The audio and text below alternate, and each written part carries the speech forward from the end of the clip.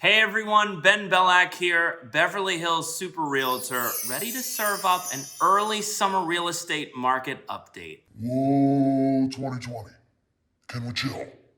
Seriously. For like a minute. Man.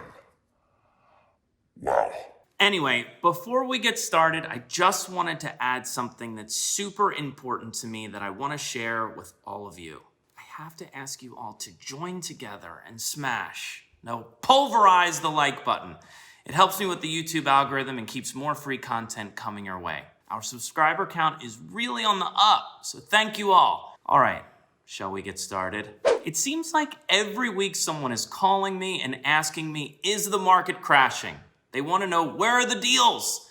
Likely because they're not seeing any online. In April, I gave a housing update where I predicted the future because you guys keep asking me to. Guys, show them what I prophesized.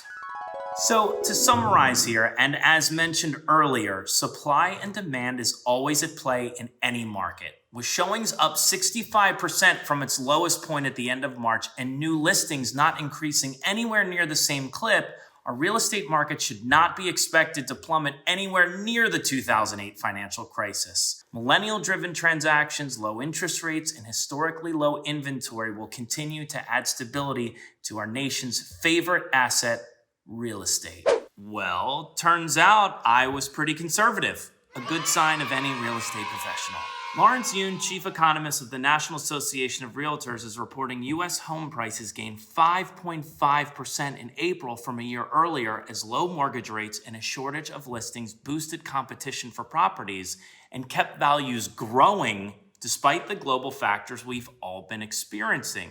And home buyers haven't been this busy looking for financing in more than a decade, end quote. An index tracking mortgage applications to buy single-family homes rose 4% seasonally adjusted last week from the first week of June. Though the Mortgage Banker Association's metric has been logging gains for 9 consecutive weeks, the volume of purchase applications last week was the greatest since 2009. Moving on to another key indicator of demand, we turn to showing activity. Since the end of March, showing activity is up 130%.